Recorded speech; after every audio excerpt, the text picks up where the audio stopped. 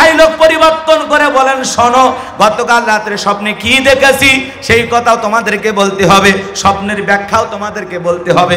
বলেন তো বাজান, এটা পাগলামি কথা কিনা? বাদশা স্বপ্নে কি দেখেছে দেশের জনগণ কি জানে? জানে না। আরে ভাই, বাদশার স্বপ্নের কথা জনগণ জানা তো দূরের কথা, আপনারা স্বামী স্ত্রী এক খাটে ঘুমান নাকি আলাদা? ওয়াযাক্কিরি ফা ইন্না যিকরা তানফাউল মুমিনিন, সূরা জারিয়ার 55 নম্বর আয়াত।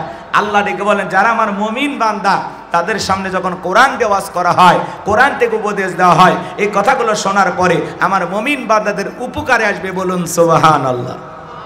তাহলে কোরআনের কথা শুনতে রাজি আছেন তো বাজান? একটু আওয়াজ দেওয়া লাগবে। আমি করবো আওয়াজ, আপনারা দিবেন আওয়াজ, জবাব দিবেন ঠিক ঠিক। আলোচনা হবে কমপ্লিট, শ্রোতাদের স্পিরিটে বারে বক্তার হিট, আলোচনা হবে জায়গা মতো ফিট। আগে বলতাম কিছু আজ প্যান্ডেলে, কিছু আজ অ্যাঙ্গেলে, এখন আর অ্যাঙ্গেলে না, যা বলবো সব ডাইরেক্ট। অ্যাঙ্গেলে বলার দিন শেষ, ডাইরেক্ট বলার বাংলাদেশ। কথা বলা ঠিক কিনা? লিল্লাহি তাকবীর। তাহলে সূরার নাম মুলক, মনে থাকবে তো ইনশাআল্লাহ? সূরা মুলক থেকে আপনাদের সামনে আলোচনা হচ্ছে। সবাই আমার সঙ্গে তিলাওয়াত করুন জবান ছেড়ে। আউযু বিল্লাহি মিনাশ শাইতানির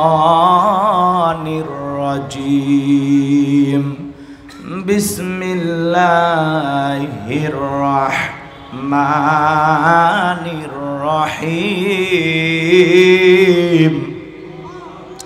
বিতাড়িত মোর্দার শয়তানের কাছ থেকে আল্লাহ পাকের কাছে আশ্রয় প্রার্থনা চাচ্ছি। পরম করুণা অসীম দয়ালু আল্লাহ তাআলার নামে শুরু করছি। আমার আল্লাহ রাব্বুল আলামিন বলেন, তাবারাকাল্লাযী বিয়াদিহিল মুলকু ওয়া হুয়া আলা কুল্লি শাইইন কাদির। এটা একটা আওয়াজ দিলেন, কষ্ট হচ্ছে নাকি আপনাদের? বলেন। বেশি কষ্ট হলে দোয়া করে দিয়ে যায়। মোটামুটি কালেকশন যা হয়েছে আলহামদুলিল্লাহ, এখন দোয়া করে দিলে আপনারাও বেঁচে যান, আমিও বেঁচে যাই। একটু আওয়াজ দেবেন বাজান, যত এদিক খেয়াল করেন, যত আওয়াজ দেবেন মুসলমানের আওয়াজে বাতিলের অন্তরে কম্পন সৃষ্টি হবে। কথা বলে ঠিক না? আজ যদি মুসলমানেরা জেগে ওঠে, নারায়ে তাকবীর আল্লাহু আকবার ধ্বনি দিয়ে ময়দানে নামতে পারে, জালেম আর বেঈমানেরা পালানোর গর্ত খুঁজে পাবে না। কথা বলে ঠিক না? মুসলমান আওয়াজ না দেওয়ার কারণে আজকে জালেমের আমাদেরকে আঘাত করার সাহস পায়। একটু আওয়াজ দিবেন। আপনি যে মুসলিম, আপনার সাহস থাকবে আলাদা। আমরা মুসলমান হাসতে হাসতে ফাঁসির দড়িতে ঝুলতে রাজি, জালেমের কাছে মাথা নত করতে রাজি নাই। তেল তেলা মুসলমান হওয়া যাবে না। আজকে একটু অপেক্ষা করেন, পরে টের পাবেন যে হুজুর কি ওয়াজ করতেছে। একটু অপেক্ষা করেন, খালি শুরু করতে দেন, শুরু করতে দেন। যুবক যারা আসছো নিরাশ হয় না, আমি তোমাদের জন্য স্পেশাল কিছু কথা বলবো, কারণ দেশের অবস্থা করুন, বক্তার দরকার তরুণ। মুরব্বী হলে সুবহানাল্লাহর বাইরে যাবে না, যুবক হলে তাও দুই একটা রিস্ক নেবে। কথা বলেন ঠিক না? যুবক, তোমাদের মনের দুঃখটাকে আমি বুঝি, তোমাদের জন্য স্পেশাল কিছু আলোচনা আমার মাথার মেমোরিতে সেভ করা আছে, সময় মতো ডাউনলোড দিয়ে শোনায় দেবো ইনশাআল্লাহ। মা বোনেরা যারা বসে আছেন, মা আপনারা একেবারে নিরাশ হবেন না, আপনাদের জন্য স্পেশাল কিছু আলোচনা রিজার্ভ করা আছে, সময় মতো আপনাদেরকে শুনিয়ে দেওয়া হবে ইনশাআল্লাহ। একটু অপেক্ষা করেন। সম্মানিত ভাইয়েরা আমার, আমার আল্লাহ রাব্বুল আলামিন বলেন, তাবারাকাল্লাযী বিয়াদিহিল মুলকু ওয়া হুয়া আলা কুল্লি শাইইন কাদির। মহামান্বিত সেই সত্তা যার হাতে সর্বময় কর্তৃত্ব রাজত্ব পাওয়ার ক্ষমতা, তিনি হলেন সর্ববিষয়ে ক্ষমতাবান। আল্লাহু আকবার বলেন। তিনি হলেন সর্বশক্তিমান, বলেন আল্লাহু আকবার। আমার আল্লাহ রাব্বুল আলামিন বলেন, তাবারাকাল্লাযী বিয়াদিহিল মুলকু ওয়া হুয়া আলা কুল্লি শাইইন কাদির। মহামান্বিত সেই সত্তা যার হাতে সর্বময় কর্তৃত্ব রাজত্ব পাওয়ার ক্ষমতা, তিনি হলেন সব বিষয়ের উপরে ক্ষমতাবান, বলেন আল্লাহু আকবার। তাহলে সকল ক্ষমতার একমাত্র মালিক কে? আসমান জমিনে ক্ষমতা চলবে কার? লিল্লাহি মুলকুস সামাওয়াতি ওয়া মা ফিল আরদ। আকাশ আর জমিনের একচ্ছত্র মালিকানা কার? নাকি কোনো জায়গায় কারো ভাগ আছে নাকি? আসমানে ক্ষমতা চলবে কার? জমিনে ক্ষমতা চলবে কার? সকল ক্ষমতার একমাত্র মালিক কে? আসমান আর জমিনে আল্লাহর চাইতে বড় ক্ষমতাধর কেউ আছে? ওয়ালাম ইয়াকুল্লাহু কুফুয়ান আহাদ। আকাশ আর জমিনে আল্লাহর সমকক্ষ, আল্লাহর সমতুল্য আর কেউ নাই, বলুন আল্লাহু আকবার। তাহলে আমরা এমন এক রবের গোলাম, এমন এক স্রষ্টার গোলাম, যিনি হলেন সব ক্ষমতার একচ্ছত্র মালিক। কথা কয় না, কথা কয় না। তিনি একমাত্র ক্ষমতাধর।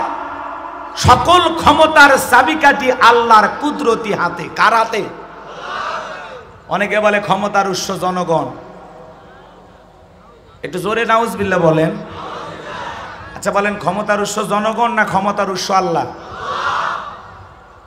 এই পৃথিবীর জমিনে মনোযোগ দিয়ে কথাগুলো শুনবেন। অনেক মানুষ অনেক কথা বলবে, অনেক মানুষ অনেক কথা বলবে, কিন্তু মনে রাখবেন সকল ক্ষমতার একমাত্র মালিক আল্লাহ। আল্লাহর চাইতে বড় ক্ষমতাধর কেউ নাই। আর সেই রবেরই আমরা গোলাম। কথা বলেন, আল্লাহর চাইতে বড় কেউ আছে? আল্লাহর চাইতে বড় ক্ষমতাধর কেউ আছে? আমার ভাইয়েরা, দিল দিয়া কথাগুলো বোঝার চেষ্টা করবেন। সকল ক্ষমতার একমাত্র মালিক কে? আর একটু জোরে বলেন।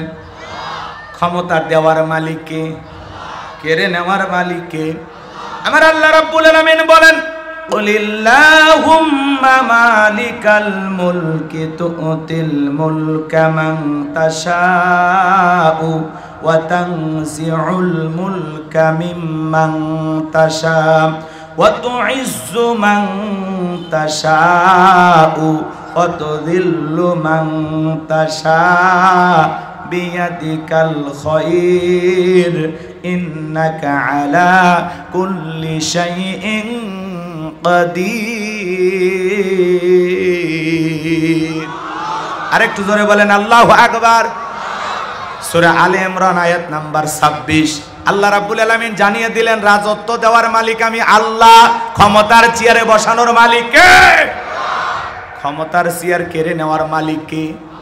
আল্লাহ রাব্বুল আলামিন স্পষ্ট জানিয়ে দিলেন, রাজত্ব দেওয়ার মালিক আমি আল্লাহ, রাজত্ব কেড়ে নেওয়ার মালিক আমি আল্লাহ, সম্মানিত করার মালিক আমি আল্লাহ, লাঞ্ছিত করার মালিক আমি আল্লাহ। সকল ক্ষমতা আল্লাহ তাআলার হাতে, সকল কল্যাণের চাবিকাঠি আল্লাহর হাতে। আল্লাহর চাইতে আর বড় ক্ষমতাধর কেউ নাই, বলুন আল্লাহু আকবার। সব ক্ষমতার একমাত্র মালিক কে?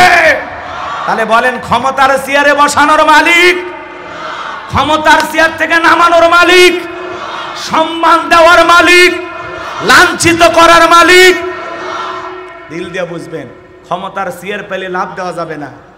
ক্ষমতার চেয়ার পাইলেই যে তাকে সম্মান দেওয়া হলো এমনটা নয়। ক্ষমতার সম্মান দুইটা ভিন্ন জিনিস।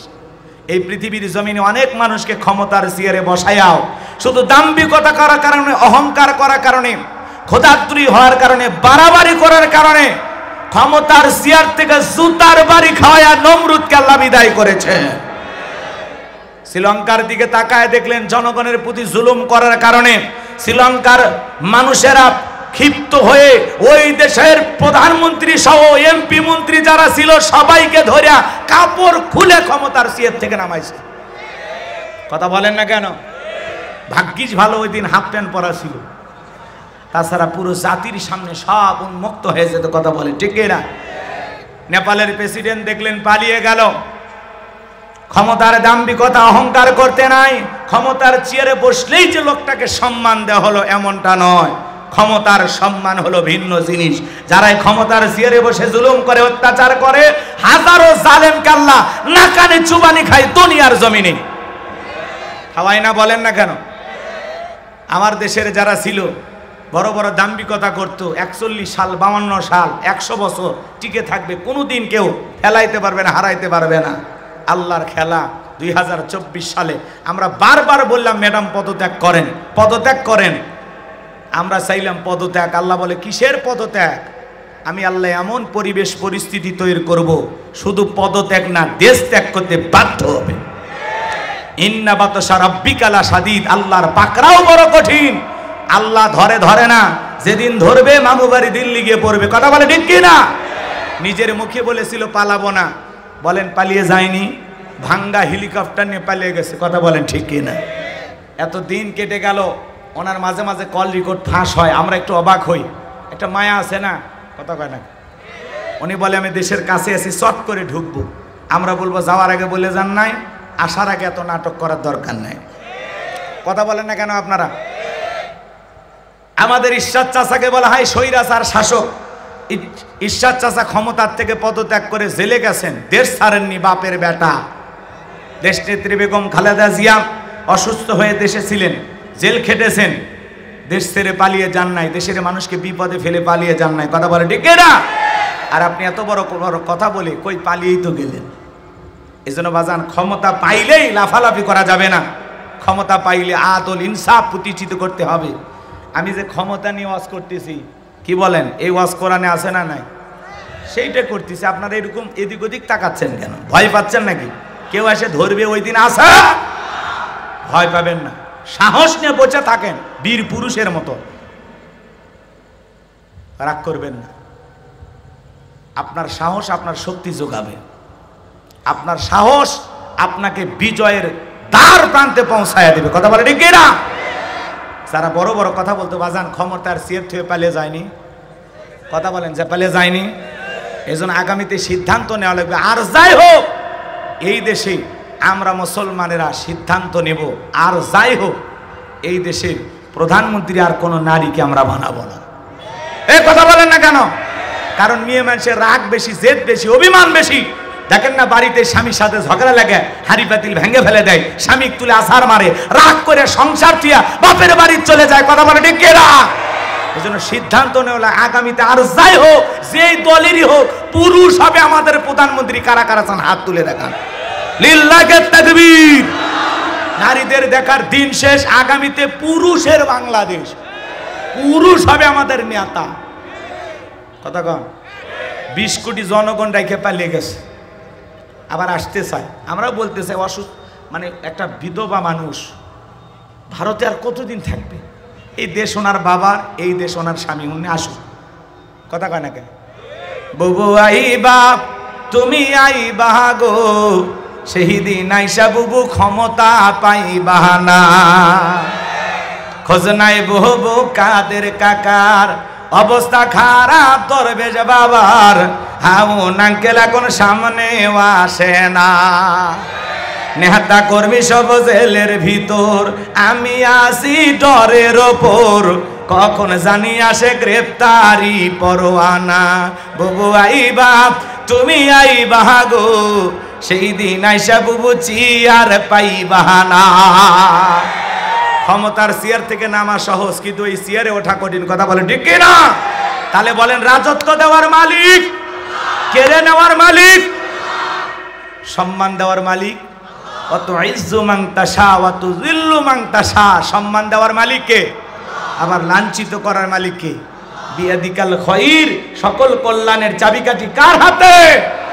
ইন্নাকা আলা কুল্লি শাইইন কাদির। তিনি হলেন সব বিষয়ের উপরে ক্ষমতাবান, তিনি হলেন সর্বশক্তিমান। বলুন আল্লাহু আকবার। আমার ভাইরা, দিল দিয়ে কথাগুলো বোঝার চেষ্টা করবেন। আমার আল্লাহ রাব্বুল আলামিন বলেন, তাবারাকাল্লাযী বিয়াদিহিল মুলকু ওয়া হুয়া আলা কুল্লি শাইইন কাদির। মহামান্বিত সেই সত্তা যার হাতে সর্বময় কর্তৃত্ব, রাজত্ব পাওয়ার ক্ষমতা, তিনি হলেন সব বিষয়ের উপরে ক্ষমতাবান। বলেন আল্লাহু আকবার। দিল দিয়ে কথাগুলো বোঝার চেষ্টা করবেন বাজান। এই পুরো পৃথিবীর ক্ষমতা আল্লাহ রাব্বুল আলামিন 4 জন মানুষকে দিয়েছিলেন। জোরে বলেন কয়জন? পুরো পৃথিবীর ক্ষমতা দূরের কথা, এলাকার ছোটখাটো নেতার গরম এলাকায় থাকা যায় না। কথা বলেন ঠিক কিনা? বলে আমারে চিনিস, আমি অমুক দলের অমুক নেতার আপন খালাতো বোন তার ছোট মেয়ে বিয়ে করেছি। কি হাইব্রিড পরিচয়! কথা বলেন না কেন? নবীর জামানায় এরকম একটা পাতি নেতা ছিল, গোত্রীয় লিডার, এর নাম ছিল মহাবীর আমর। বিশ্বনবী যখন হিজরত করে মদিনায় চলে গেল, এই মক্কার মহাবীর আমর লাত, উজ্জা, দেবদেবী, সরস্বতী, রাধা গোষ্ঠী, ভগবতী এগুলো প্রতিমার সামনে দাঁড়াইয়া শপথ গ্রহণ করে বলতেছে, যতক্ষণ আব্দুল্লাহর বেটা মুহাম্মদ সাল্লাল্লাহু আলাইহি সাল্লামের দেহ থেকে কাল্লা না ফেলাইতে পারবো, ততক্ষণ পর্যন্ত আমি এক ফোঁটা পানিও পান করব না। জোরে কন্যা উযুবিল্লাহ। নবীজি মদিনায় চলে গেছেন, ইসলামের প্রচার প্রসার করতেছেন। কাফেরদেরকে নিয়ে রসুলের কোনো মাথা ব্যথা নাই, কিন্তু মক্কার কাফেরদের ঘুম হারাম। না জানি ভাতিজা মুহাম্মদ মদিনায় যায় কি করতেছে। আর এই মক্কার মহাবীর আমার শপথ গ্রহণ করলো, নবীর দেহ থেকে কাল্লা না ফেলানো পর্যন্ত এক ফোঁটা পানিও পান করবে না। এই ঘোষণাতে বিশাল একটা বাহিনী নিয়ে মদিনার পথে রওনা করলেন। আল্লাহ রাব্বুল আলামিন এই খবর বিশ্বনবীর কান পর্যন্ত পৌঁছায় দিলেন। নবী গো, মক্কার মহাবীর আপনার দেহ থেকে কাল্লা ফেলায় দেওয়ার জন্য শপথ গ্রহণ করে বাড়ি থেকে রওনা করেছে। নবী আমার টেনশনে পড়ে গেল, কি করা যায়। সাহাবা ইকরামদেরকে বললেন, ও আমার সাহাবীরা, মক্কার মহাবীর আমর আমাকে হত্যা করবে, আমার কাল্লা ফেলায় দিবে, এরকম ঘোষণা দিয়ে রওনা করেছে। তোমরাই বলো কি করা যায়। হযরত আবু বকর সিদ্দিক রাদিয়াল্লাহু তাআলা আনহু, হযরত ওসমান রাদিয়াল্লাহু তাআলা আনহু তারা ডেকে বলে, নবী আপনি দোয়া করেন। নরম মানুষ দোয়ার পক্ষে কথা বলেন, ঠিক কি না? আপনি দোয়া করেন ওই মক্কার মহাবীর আমর আপনার কাছে পৌঁছার আগে ওর হাত পা যেন আল্লাহ প্যারালাইজ করে দেয়, আপনার কাছে পৌঁছানোর ক্ষমতা না থাকে। নবীজি তাদের কথা শুনে আসমানের দিকে হাত তুলে দোয়া করা শুরু করলেন, আল্লাহ ওই মক্কার মহাবীর আমর আমার কাছে পৌঁছার আগে ওর হাত পা এতটুকু শুধু বলেছেন। আমার আল্লাহ ডেকে বলে, জিবরাইল আর করিস না দেরি, আমার বন্ধুকে জানায় দাও তাড়াতাড়ি। আমি আল্লাহ রাব্বুল আলামিন শুধু দুই হাত দোয়া করার জন্য দেই নাই, মাঝে মাঝে জালিম আর বেঈমানদেরকে করার জন্য ওই দুই হাতে লাঠিও তুলে নেওয়া লাগবে। বলেন আল্লাহু আকবার। জিবরাইল এসে বলে, নবী দোয়া কবুল হবে না, হাত নামান। নবীজি হাত নামায় ফেললেন, আর টেনশনে পড়ে গেলেন, কি করা যায়। আপনারাই বলেন তো বাজানো, সব জায়গায় কি দোয়া দিয়ে কাজ হয়? এই গ্রামের নাম বলেন তো, কি নাম? মেদাপাড়া। রাগ করবে না, উদাহরণ দিতেছি, এক্সাম্পল দিচ্ছি কথা বুঝানোর জন্য। আবার ভাইবেন না যে এই গ্রাম নিয়ে হুজুর বাজে মন্তব্য করলো। আচ্ছা, এই গ্রামের নাম না বলি, পরে ঝামেলা হতে পারে। আশেপাশে গ্রামের নাম বলেন। হ্যাঁ, আব্দুল্লাহপুর, ও হাসাইগাড়ি। আচ্ছা, হাসাইগাড়ি মনে করেন ওই গ্রামে প্রতিদিন চুরি হইতেছে, গরু ছাগল চুরি হয়, টাকা পয়সা চুরি হয়, এমনকি সুন্দরী বউটা পর্যন্ত চুরি হয়। চোরের অত্যাচারে এলাকায় থাকা যাচ্ছে না। নওগাঁ বাজার থেকে একজন 10 কেজি জিলেপি কিনে নিয়ে যায়, হাসাইগাড়ির ইমাম সাহেবকে বলতেছে, হুজুর এই যে 10 কেজি জিলেপি দিলাম, একটু দোয়া করেন আল্লাহ যেন চোরের হাত থেকে গ্রামের লোকজনকে হেফাজত করেন।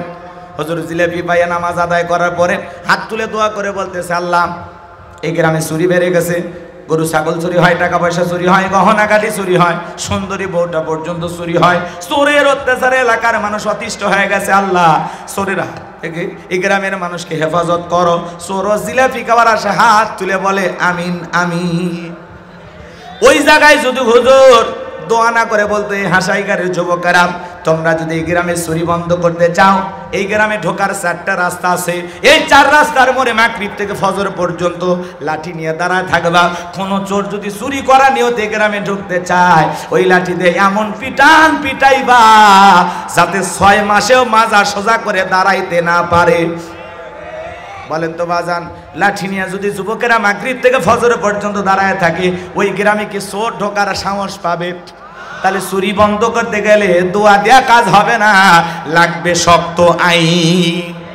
আজ থেকে 1500 বছর আগে আল্লাহ তাআলা আইন দিয়েছেন, ওয়াসারিকু ওয়াসারিকাতু ফাকতাউ আইদিয়াহুমা জাযাম বিমা কাসাবা নাকালাম মিনাল্লাহ। সূরা মায়দার 38 নম্বর আয়াতে আল্লাহ তাআলা 1500 বছর আগে জানিয়ে দিয়েছেন, চোর পুরুষ হোক আর নারী হোক, আল্লাহর বিধান, আল্লাহর ফয়সালা হলো, অপরাধ প্রমাণিত হলে চোরের হাত কেটে দাও। একটা চোরের হাত কেটে বাইতুল মোকাররমের সামনে নিয়ে এসে সোশ্যাল মিডিয়ার মাধ্যমে যদি ফলাও করে প্রচার করা হতো, বাংলার পার্লামেন্টে পাশ করা হয়েছে যে আজ থেকে বাংলাদেশে যারাই চুরি করবে, অপরাধ প্রমাণিত হলে চোরের হাত কেটে দেওয়া হবে। একটা চোরের হাত কেটে যদি বিচার করা হতো, বাংলাদেশের সমস্ত চোরেরা তওবা করে আল্লাহর ওলি হয়ে যেত। কথা বলেন ঠিক কিনা? কিন্তু কে শোনে কার কথা? আসো গেল না মনের ব্যথা। এখন উচিত কথা যদি কই, পিঠের ওপর দিয়া যাবি মই। এ আনন্দে কিছু লোক কিনা খাবে বগুড়ার স্পেশাল দই। যত দোষ নন্দ ঘোষ, সত্যটা বললে দোষ, করলে অন্যায়ের প্রতিবাদ, নামটা হবে তোমার মৌলবাদ, নামটা হবে তোমার জঙ্গিবাদ। কথা বলেন, হক কথা বলে ট্যাগ লাগাই মৌলবাদ, জঙ্গিবাদ, রাজাকার। কথা বলেন। বিগত 16 বছর ফ্যাসিস্ট জালেমেরা এই কথা বলতে বলতে মুখ দিয়ে ফেনা তুলে ফেলেছে। এজন্য রাজাকার রাজাকার, মৌলবাদ মৌলবাদ খেলার দিন শেষ। আগামীতে ইসলামাবাদের বাংলাদেশ। আমার ভাইয়েরা, এই জন্য রাজাকার মৌলবাদের ট্যাগ লাগায় কোনো লাভ নাই। কথা বলেন। রাগ করতেছেন নাকি আপনারা? মন খারাপ করবেন না। আল্লাহর আইন চালু না হওয়া পর্যন্ত জমিনে শান্তি প্রতিষ্ঠিত হতে পারে? ডক্টর কামালের তৈরি করা সংবিধান দিয়ে শান্তি আসবে না। শান্তি আসবে আল্লাহর কোরআনের সংবিধান দিয়ে। কথা বলেন ঠিক কিনা? জমিন যার আইন চলবে সে আল্লাহর, তাহলে শান্তি, তাহলে মুক্তি। এছাড়া এদেশে খুন, ধর্ষণ, টেন্ডারবাজি, চাঁদাবাজি, দখলদারিত্ব বন্ধ হবে না। এই দেশে যদি সত্যি কেউ শান্তি প্রতিষ্ঠিত করতে চায়, আল্লাহর বিধান ছাড়া বিকল্প কোনো পদ্ধতি খোলা নাই। রাগ করতেছেন আমার ভাইয়েরা? দিল দিয়া কথাগুলো বোঝার চেষ্টা করবেন। তাহলে চুরি বন্ধ করতে হলে লাগবে কার আইন? জোরে বলেন, কার আইন? আল্লাহর আইন। এই আল্লাহর আইনের কথা বললে অনেকে বলে হ্যাঁ 1500 বছরের আইন, এগুলো চলে না, এগুলো ব্যাকডেট। আমরা বলি ব্যাকডেট না আপডেট, খালি টেস্ট করে দেখো।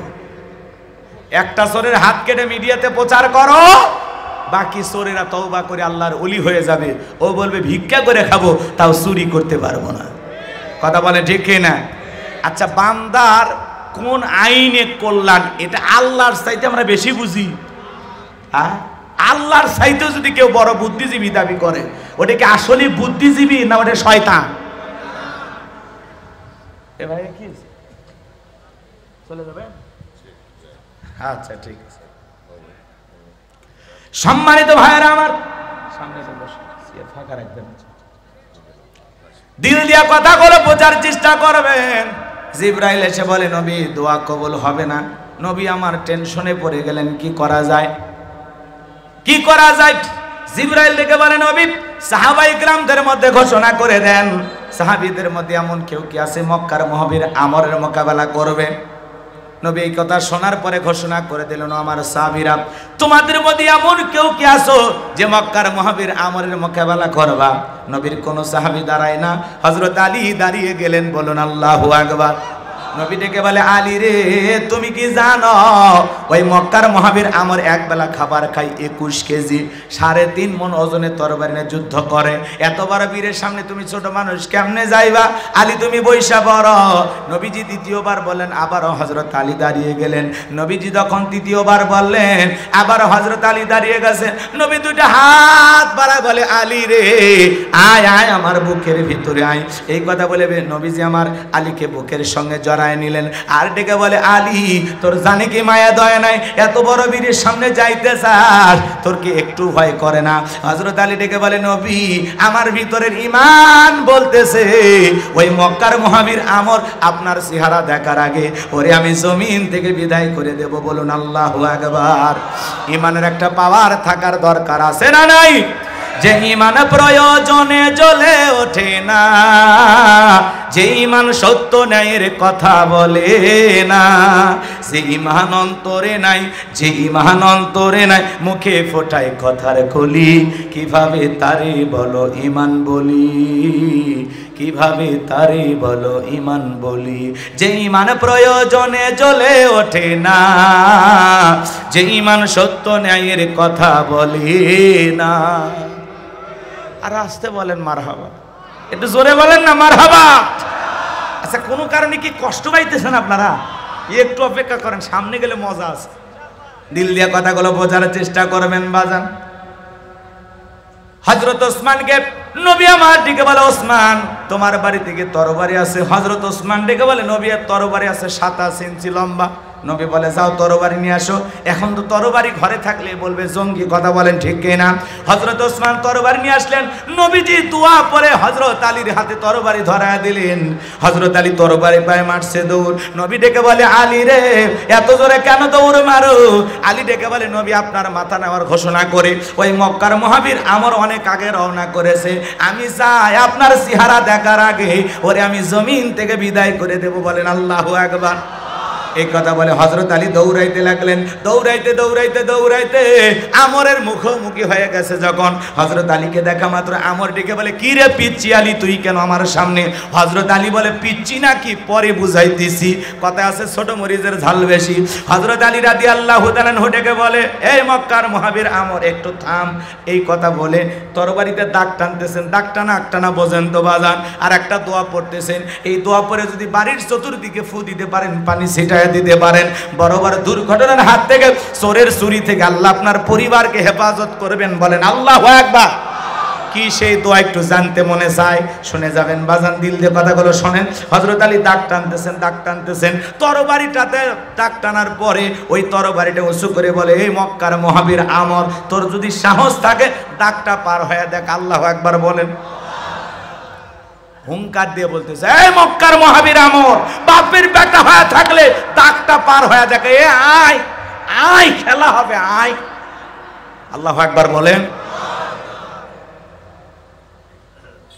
বাড়িতে ঝুঁকছে চোর, বাড়িওয়ালা ল্যাংরা দুটো পা অসল, কিছু না পারুক বাড়িওয়ালা চোরের উপস্থিতি টের পায় যদি একবার আওয়াজ দেয় কেন, চোর কি থাকবি না ভেগে দৌড় মারবি? একটা আওয়াজে অনেক কিছু ঘটে, কথা বলে ঠিক না? হযরত আলী যেই বলছে বাপের বেটা হয়ে থাকলে দাগটা পার হয়ে দেখা, এ আয় আয়। হযরত আলীর হুঙ্কার শুনে এক পা সামনে আসে, তিন পা পিছনে যায়। ঘটনাটা কি হয় শুনবেন। কারা কারা একটু হাত তুলে দেখান না বাজান, লিল্লাহি তাকবীর। হাত নামান। আমি যে কথা বলতে চাচ্ছিলাম, পুরো পৃথিবীর ক্ষমতা আল্লাহ তাআলা চারজনকে দিয়েছিলেন। জোরে বলেন কয়জন? চারজনকে আল্লাহ রাব্বুল আলামিন পুরো পৃথিবীর বাদশাহী দান করেছিলেন। এদের মধ্যে দুইজন হলো ইমানদার, একজনের নাম হলো নবী সুলাইমান। সুলাইমান আলাইহিস সালামকে আল্লাহ রাব্বুল আলামিন পুরো পৃথিবীর বাদশাহী দান করেছিলেন। বলুন আল্লাহু আকবার। নবী সুলাইমানকে আল্লাহ এমন বাদশাহী দান করেছিল বাজান, এমন বাদশাহী দান করেছিলেন যেই পয়গাম্বর পিপিলিকার ভাষা পর্যন্ত বুঝতো, মানব দানব জিন ইনসান সকলে তার হুকুম মানতে বাধ্য ছিল। বলেন আল্লাহু আকবার। সুলাইমান আলাইহিস সালামকে আল্লাহ রাব্বুল আলামিন এমন একটা মজেদার তক্তের সিংহাসন দান করেছিলেন, পয়গাম্বর যখন ভ্রমণের উদ্দেশ্যে সেই সিংহাসনে উঠতেন, আরে কি সুন্দর বাতাসের সাথে দোল খাইতে খাইতে পয়গাম্বরের সিংহাসন এক দেশ থেকে আরেক দেশে উড়ে উড়ে চলতো। বলুন আল্লাহু আকবার। এখন জাহাজ গাড়ি হাওয়ায় চলে, ওগো কলেরই বিধান, একদিন বিনা কলে হাওয়ায় চলতো নবী সুলাইমান, মোরা সেই মুসলমান।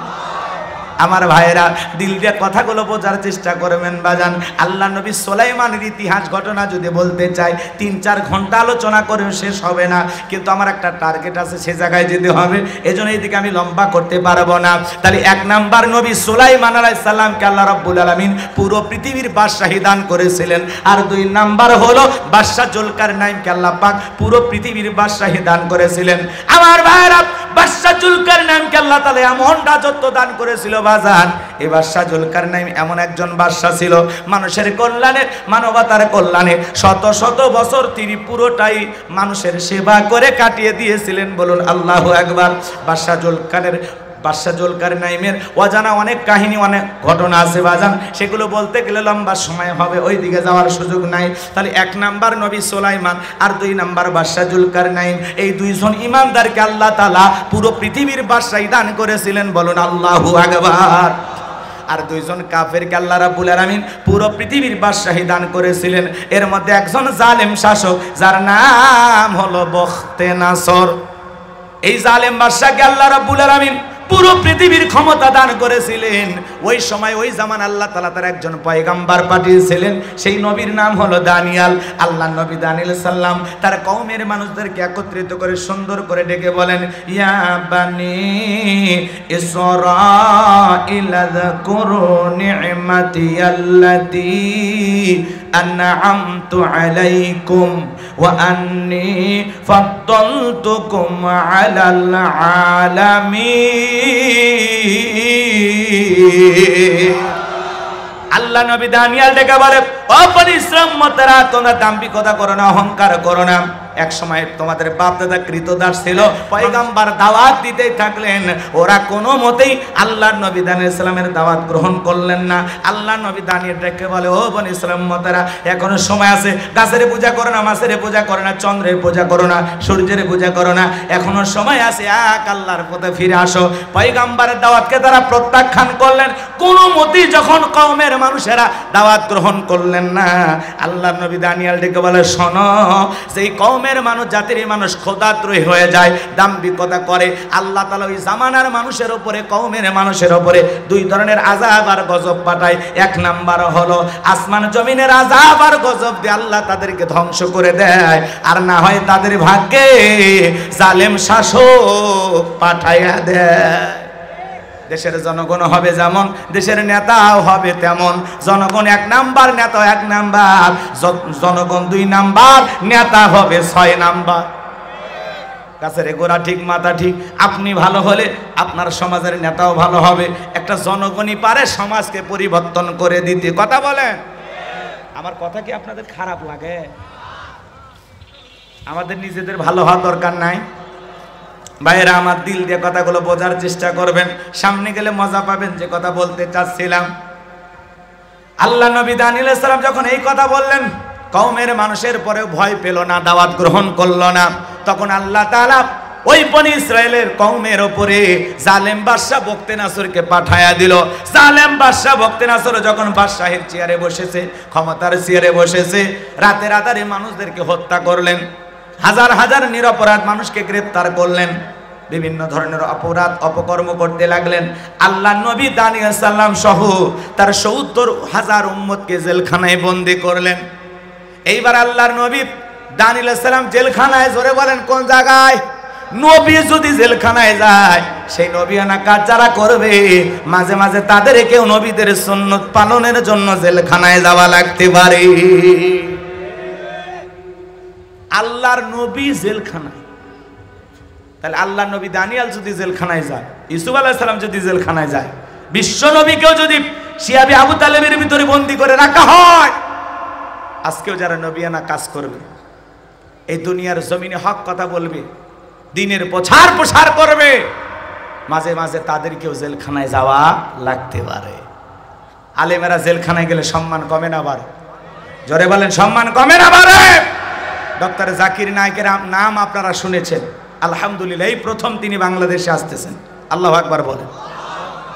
আগামী নভেম্বর মাসে ডক্টর জাকির নায়েক ঢাকায় আসবেন এবং বেশ কিছু প্রোগ্রামে তিনি অংশগ্রহণ করবেন। ওনার একটা আলাদা জনপ্রিয়তা আছে বাংলাদেশেও, কথা বলেন ঠিক কিনা? যিনি ইসলামের প্রচার প্রসার করে, যার হাতে অসংখ্য মানুষ কালেমা পড়ে মুসলমান হয়েছেন। কোরআনের পাখি আল্লামা সাইদি হুজুরের পরিবারের আমন্ত্রণে তারা বাংলাদেশে আসার নিয়ত করেছেন।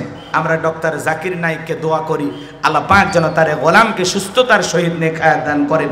তিনি একজন দ্বীনের দাঈ আল্লাহ, তার হাতে অসংখ্য মানুষ কালেমা পড়ে মুসলমান হয়েছেন। ভারতের জালেম বেঈমান সরকারের চক্ষুশূল হয়েছিল, তিনি তাকে দেশে থাকতে দেন নাই। কথা বলেন ঠিক কিনা?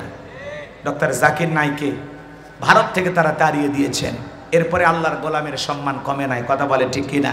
এজন্য বাজান, হক কথা বললে আপনার উপরে জুলুম আসবে, আপনাকে দেশ ছাড়া করবে, ঘর ছাড়া করবে, বাড়ি ছাড়া করবে। আপনি যখন দিন কায়েমের পথে চলতে যাবেন, আপনার উপরে নানান ধরনের অপবাদ আসবে। কথা বলেন ঠিক কিনা? কষ্ট হচ্ছে মনে হয় আপনাদের? দিল দিয়ে কথাগুলো বোঝার চেষ্টা করবেন বাজান। আল্লাহর নবী দানিয়াল জেলখানায়, উম্মতদেরকে ডেকে বলে, কি ব্যাপার? কই গেল তোমাদের টাকা পয়সা? কই গেল তোমাদের দাম্ভিকতা অহংকার? এই দিনের ভয় তো আমি তোমাদেরকে দেখাইছিলাম, আমার কথা কি মিলে গেল? এইবার উম্মতের ডেকে বলে পয়গম্বর আপনার কথা যে দিবালোকের মতো সত্য হবে আমরা বুঝতে পারি নাই।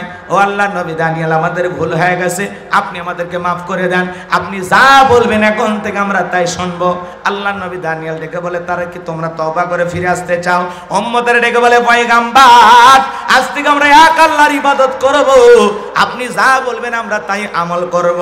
আল্লাহর নবী দানিয়েল ডেকে বলে শোনো, সত্যি যদি তোমরা তওবা করে ফিরে আসতে চাও তাহলে রাত 12টার পরে আমি যখন আল্লাহ বলে ডাক দেব আমার সঙ্গে তোমরা সবাই ঘুম থেকে জাগ্রত হয়ে আল্লাহ বলে ডাক দিবা। আমার বিশ্বাস তোমরা যদি তওবা করে ফিরে আসতে চাও আমার আল্লাহ আমাদের তওবা কবুল করবেন, আর অবশ্যই আমার আল্লাহ পারেন একমাত্র জালেমের জেলখানা থেকে মুক্ত করার ব্যবস্থা করে দিতে। বলুন আল্লাহু আকবার। রাত 12টা পার হয়ে গেছে, আল্লাহ নবী দানিয়েল আলাইহিস সালাম আল্লাহ বলে ডাক দিয়েছেন। একটু সবাই জোরে ডাক দেন আল্লাহ, ভালোবেসে ডাক দেন আল্লাহ, আর একটু জোরে বলেন আল্লাহ। কলিজাটা মানে ভরে যায় আল্লাহ বলে, মানে কলিজার মধ্যে কোনো ফাঁকা থাকে না। কথা বলে কেমন সৃষ্টি করতে পারছি, কি সুন্দর নাম আল্লাহ আল্লাহ, কিন্তু কপাল পরে আমরা ডাকার সুযোগ পাই না। কথা কন, একটু অপেক্ষা করেন বাজান গো আমার। আল্লাহ নবী দানিয়েল আলাইহিস সালাম যখন আল্লাহ বলে ডাক দিয়েছেন পয়গম্বরের সঙ্গে 70,000 উম্মত ঘুম থেকে জাগ্রত হয়ে আল্লাহ বলে ডাক দিয়েছেন। এইবার পয়গম্বর সবাইকে নিয়ে সিজদায় মাথা লুটিয়ে পড়লেন, তওবা করলেন আল্লাহ তাআলার কাছে, কাকুতি মিনতি সহকারে দোয়া করতে লাগলেন। আল্লাহ আমার উম্মতেরা ভুল করেছে, তারা ভুল পথ থেকে ফিরে এসেছে, আল্লাহ আপনি আমার উম্মতদেরকে মাফ করে দেন। আল্লাহ নবী দানিয়েল আলাইহিস সালাম চোখের পানি ছেড়ে দিয়ে যখন আল্লাহর কাছে দোয়া করলেন, আল্লাহ আমার উম্মতেরা তওবা করে ফিরে এসেছে, আপনি আমার উম্মতদেরকে মাফ করে দেন। চোখের পানি ছেড়ে দিয়ে কান্না করতেছেন আর আল্লাহর কাছে দোয়া করতেছেন। আমার আল্লাহ ডেকে বলে, ও নবী দানিয়েল কান্নাকাটি করতে হবে না, আমি আল্লাহ তোমাদের দোয়াকে কবুল করে নিয়েছি, আর টেনশন নেবার কোনো কারণ নাই, আমি আল্লাহ ওয়াসিরে জালেমের জেলখানা থেকে মুক্ত করার ব্যবস্থা করে দেব। বলুন আল্লাহু আকবার।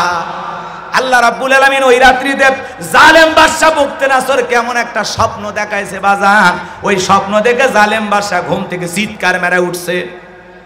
নিরাপত্তা কর্মী যারা দৌড়ে আসছে নেতার কাছে, নেতা এত জোরে চিৎকার মারলেন কি হয়েছে? বলে চেহারার দিকে তাকায়া বোঝো না আমি কতটা আতঙ্কে আছি, ভয়ে আছি, আমি একটা মারাত্মক স্বপ্ন দেখেছি। এই দেশের যত স্বপ্নের তাবির কারো কাছে স্বপ্নের ব্যাখ্যা বলতে পারে ওদেরকে আগামীকাল সকালবেলা রাজদরবারে নিয়ে আসো, আমি তাদের সামনে আমার এই স্বপ্নের কথা বলবো। পরের দিন সকালবেলা হাজার হাজার স্বপ্নের তাবির কারক ব্যাখ্যা বলতে পারে এমন ব্যক্তিদের বাদশার দরবারে উপস্থিত করা হলো। আমার ভাইরা, জালেম বাদশা বুকতেনাসর যখন তার স্বপ্নের কথা বলতে যাবেন, ওই মুহূর্তে আল্লাহ রাব্বুল আলামিন বাদশার মাথার মেমোরিতে থাকা সমস্ত স্বপ্নের কথাগুলো নিয়ে যায় আল্লাহ নবী দানিয়েল আলাইহিস সালামের মাথার ভিতরে সেভ করে দিলেন। বলুন আল্লাহু আকবার। আর একটু জোরে বলেন আল্লাহু আকবার। এই যুবক, একটা মোবাইলে যা আছে শেয়ারের মাধ্যমে আর একটা মোবাইলে পার করা যায় কিনা? এই বুদ্ধি তোমার আমার মাথায় থাকলে আমাদের যিনি সৃষ্টি করেছেন, যিনি হলেন মহাজ্ঞানী আল্লাহ তাআলার সেই জ্ঞান আছে না নাই? জোরে বলেন আছে না নাই? বাদশার মাথার মধ্যে থাকা স্বপ্নের যত কথা আল্লাহর নবী দানিয়েল আলাইহিস সালামের মাথার মধ্যে আল্লাহ তাআলা সেট করে দিলেন। এইবার জালেম বাদশা যখন তার স্বপ্নের কথা বলতে যাবে, গতকাল রাতে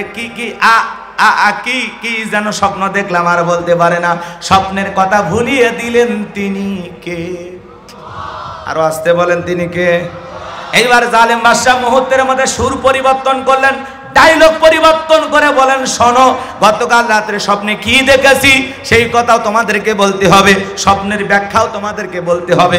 বলেন তো বাজান এটা পাগলামি কথা কিনা? বাদশা স্বপ্নে কি দেখেছে দেশের জনগণ কি জানে?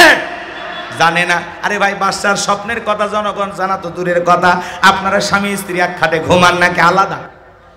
কথা কয় না গো। বেশি বিরক্ত হলে দোয়া করে দেব, সামনে যাই একটু মজা আছে, একটু অপেক্ষা কর। খারাপ লাগতেছে একটা তাকবীর দেন, লিল্লাহে তাকবীর। স্বামী স্ত্রী আপনারা এক খাটে ঘুমান, আপনার স্ত্রী স্বপ্নে কি দেখে আপনি কি জানেন? আপনার স্ত্রী আপনাকে বাদ দিয়ে আর একটা ছেলের হাত ধরে পার্কে ঘুরতেছে, কথা কন না? আপনি যদি টের পাইতেন কি করতেন? একজন করছে কি কি মেরে ফেলে দিবেন? হাই রে, এর সাহস কি? মেরে ফেলে দেওয়া হবে না, মার্ডার। বাপ রে বাপ। আপনার স্ত্রীর স্বপ্নে কি দেখে আপনি জানেন না, আবার আপনি ঘুমের মধ্যে আপনার বউকে বাদ দিয়ে আর একটা মেয়ে কিনে পার্কে ঘুরতেছেন, নওগাঁ শহরে বৈশাখ চটপটি ফুচকা মুখে তুলে খাওয়াইতেছেন। এই দৃশ্য যদি আপনার বউ জানতো, আপনারা কি খাটে রাখতো? লাত্তি মেরে খাট থেকে ফালায় দিত। কথা বলেন ঠিক কি না? বউ স্বপ্নে কি দেখে স্বামী জানে না, স্বামী স্বপ্নে কি দেখে বউ জানে না। স্বপ্ন তো স্বপ্নই, কথা কয় না গো? মাঝে মাঝে আপনি স্বপ্নে দেখেন সাপ আপনাকে তাড়া করছে, উড়ে বাবা এই বুঝি কামড় মারলো, ঘুমোর থেকে উঠে দেখেন সাপ নাই। মাঝে মাঝে স্বপ্নে দেখেন বাড়ি ঘরে আগুন লাগছে, ঘুমোর থেকে দেখেন আগুন আছে। এই যে ঢাকায় এয়ারপোর্টে আগুন লাগছে, কথা কয় না? ঢাকা বিমানবন্দরে আগুন লাগছে, দেখেন নাই? প্রবাসী ভাইদের কোটি কোটি টাকার মালামাল পুরে শেষ হয়ে গেল। কি ভয়ঙ্কর আগুন! ঢাকা এয়ারপোর্টে আগুন লেগেছে, এত দ্রুত সেই আগুন ছড়িয়ে পড়েছে, পুরো আকাশ যেন অন্ধকার কালো হয়ে গেছে। প্রবাসী ভাইদের চোখের পানি অঝরে কান্না করতেছে, তাদের কোটি কোটি টাকার মাল মুহূর্তে আগুনে পুড়ে কয়লা হয়ে গেল, ছাই হয়ে গেল, পুরো জীবনের স্বপ্নটা পুড়ে গেল। কি দাউ দাউ করে বিভৎস আগুন চলতেছে বাংলাদেশের এয়ারপোর্টে। কথা বলেন না কেন আপনারা? এদেশে মাঝে মাঝে আগুন লাগার ঘটনা ঘটে, কিছুদিন আলোচনা সমালোচনা হয়, আবার যে সেই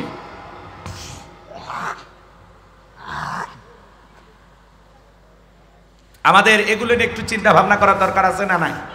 কিভাবে আগুনগুলো নিয়ন্ত্রণ করা যায়, কিভাবে বড় বড় দুর্ঘটনার হাত থেকে এদেশের সম্পদকে রক্ষা করা যায়। বিশাল বড় বড় বিল্ডিংগুলোতে আগুনে জ্বলে যাচ্ছে। কয়েকদিন আগে চট্টগ্রামে একটি ফ্যাক্টরিতে আগুন লাগছে, সেখানেও পুড়ে কোটি কোটি টাকার সম্পদ শেষ হয়ে গেল। আজকে আবার ঢাকার এয়ারপোর্টে আগুন, মাঝে মাঝে আগুন লাগে। কিন্তু আমাদের একটা বিকল্প পদ্ধতি খুলতে হবে, চিন্তার পরিবর্তন আনতে হবে, যেগুলো কিভাবে নিয়ন্ত্রণ করা যায়। সেই ফায়ার সার্ভিসের লোকজন আসতে আসতে পুরো শেষ। হ্যাঁ, ওই পাইপ সেটিং করতে করতে পুরো শেষ। কথা কন নাকি আপনারা? এই জন্য এগুলো বিষয়ে আমাদের একটু সতর্ক হওয়া দরকার, সাবধান হওয়া দরকার।